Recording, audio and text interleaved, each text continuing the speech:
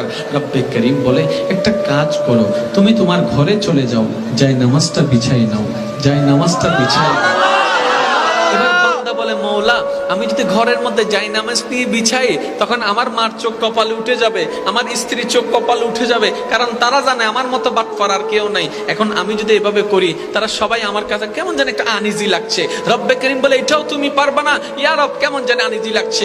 রব্বে করিম বলে মসজিদে যাওয়ার দরকার নাই, যাই নামাজও বিছানোর দরকার নাই, তুমি শুয়ে শুয়ে একবার বলো না আল্লাহ এখন যদি আওয়াজ করে বলি তাহলে তো আমার গোপন খবর আমার স্ত্রী শুনে যাবে, তার সামনে আমি লজ্জিত হব।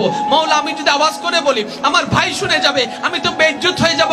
রব্বে করিম বলে এটাও যদি না পারো বান্দারে মসজিদে যাওয়ার দরকার নাই, যাই নামাজ বিছানোর দরকার নাই, আওয়াজ করার দরকার নাই, তুই জমিনের থেকে মন থেকে একবার বল মওলা মাফ করে দাও, আমি আল্লাহ তোকে ওখান থেকে মাফ করে দিব। বলেন সুবহানাল্লাহ।